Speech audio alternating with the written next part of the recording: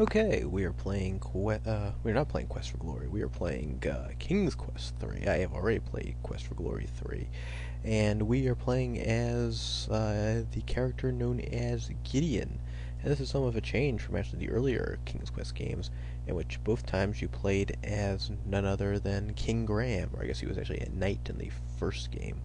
And King Graham is not here, so it was actually kind of a complex change. This change that really added create a much more involved storyline, and also shifted away from the main character of the um, first couple games. So what did Mannan wants to do? He wants us to sweep. So let's take the broom. This is the kitchen that he was talking about in the last video. He got upset at us, and so here we are dutifully sweeping. And the good news about me kind of just using the PC speaker, kind of occasionally picking it up on the microphone in these games, is there really isn't too much to pick up, which is generally pretty good. So my limited technology I have, or technological aptitude that I have, does not hinder us too much in this. Now I'm not actually sure what that big yellow thing is. Always looked to me like I'm just a big sombrero or a big mushroom just hanging from there. Obviously that's not what it is. I'm actually not sure what that is right now. It's kind of embarrassing, but maybe I just can't tell the graphics. In any case, it does look kind of funny. All right, so let's look around the kitchen. This is the kitchen of the wizard's house. Other than your own bedchamber, this is the only place in the house that you feel you can call your own. The wizard rarely enters the kitchen. On cold days, the fireplace is a cozy place to sit. Okay, so this is he rarely comes in here. The only time he comes in here is if we really fouled up, or if he's telling us he's gonna take a hike. And we'll see our room later, and that's actually kind of the safe spot, which is kind of makes it almost like a game of tag. Anyway, if you look at the top, you see the counter counting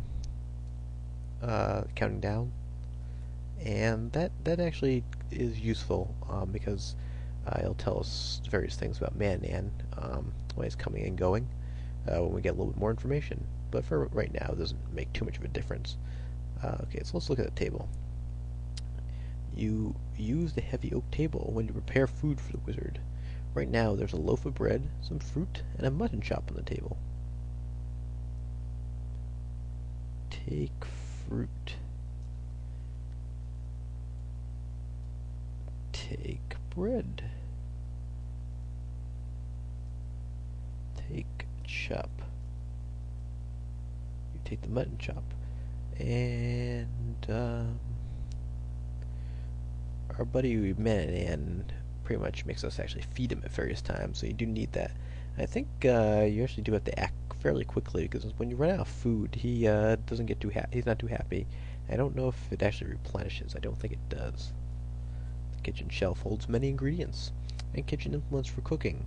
One useful item that catches your eye is the clay bowl you use for all your mixing. Well, we take that bowl. You retrieve the clay bowl from the kitchen shelf and take it with you. Is there anything on the ceiling? So pots and pans. I guess that's supposed to be a pan of some sort, a pot of some sort. Baskets and dry herbs and spices hanging there. Can we take the herbs? Okay. So I don't think we need those. We can take the knife here, I think. Look, rack. There's something else there. Take spoon. And we're going to need a lot of things, collect a lot of things at some point. We're kind of doing some of that now. We don't have to do it all right now, though. I actually don't have the walkthrough right in front of me because we don't need it too much yet. I think we can just do a lot of exploring pretty freely. I generally remember, but it has been years since I have played this game, so I'm going to have to use a... Oh. There's our buddy. And you may have heard the music of him coming in. That kind of scared me, actually, so let's turn that down a little. Okay, he had nothing to say. He just kind of comes and checks on us every once in a while. Sometimes he rebukes us, sometimes he punishes us, sometimes he tells us he's taking a hike. Sometimes he tells us go perform certain chores. That's actually one thing that's kind of interesting about this game, is that you actually spend time sort of doing very mundane tasks that you wouldn't do in another game. That you actually it can be kind of boring, I guess, at times, but it's sort of a nice little feature that it is sort of realistic. Like you are actually some slave. I don't know if sim slavery is something that's going to be incredibly popular. We're not really supposed to be in here, so we won't spend too much time. But we'll read this. Mannanan is very private with his study and doesn't like you poking around. The huge oak desk is covered with his writing implements. An oak cabinet is in the corner. There is a chart on the rear wall. The bookshelves are filled with books on every subject. The wizard fancies himself to be quite a scholar. Well, he's a well-educated boss. And there's our buddy, the cat. You can actually kick the cat. I think that actually gets you in trouble later on. And for those of you who think that's pretty mean, that cat really hates us. He actually tries to kill us at a number of points. So maybe we can pet him and be somewhat friendly to him.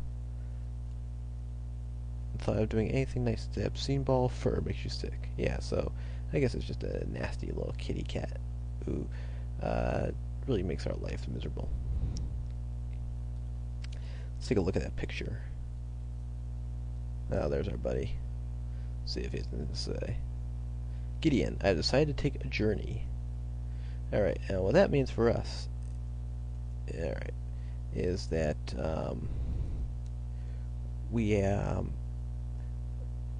every time he takes a journey, that means we can pretty much do whatever we want. We can go wherever we want. However, if he comes back and we're in the middle, we either have things we're not supposed to have on our person, and he can detect that, or we're in the place we shouldn't be, like the study, like another secret location we'll go to at some point, like his room.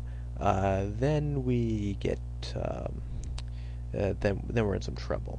So, and I think it sort of happens at random. So at point you actually just have to wait for him to disappear before you do anything.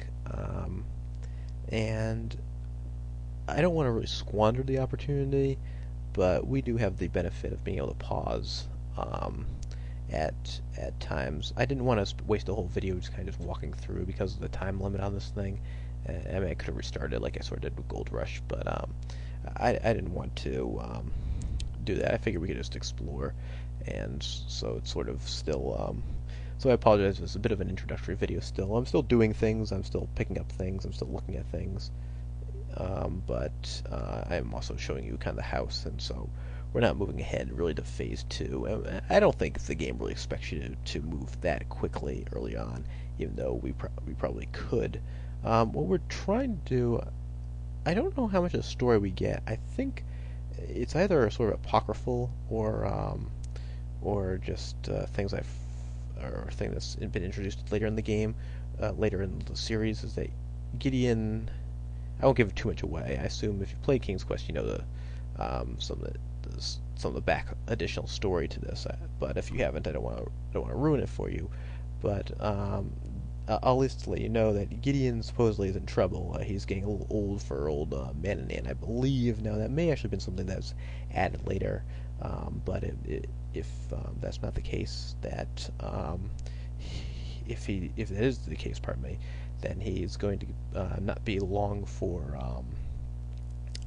this world, and so Mannan's going to replace him, and so he has to get out of here quickly. If that's not actually part of the story, particularly in this game, I apologize. I don't fully remember. If it's not part of the story, though, at the very least, Gideon just doesn't want to be a slave anymore, and so he's got to do a few things to take care of that. And I'm not sure actually how you're supposed to know.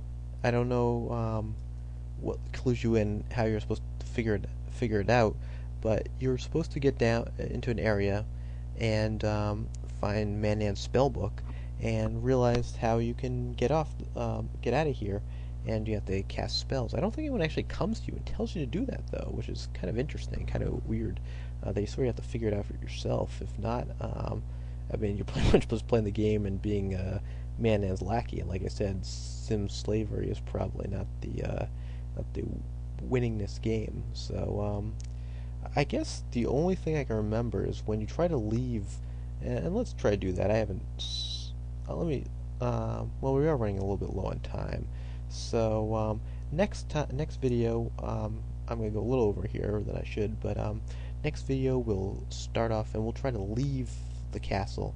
And unfortunately, if Mannanan was here, we get, I think, a message that might spur us to believe that, hey, this isn't the way to go. This isn't the way to live. We need to do something about it, as Gideon. And we will do something about it, starting next video, hopefully. So until then, Sierra Games Scott, King's Quest 3, Video 2, and I am signing off. Take care.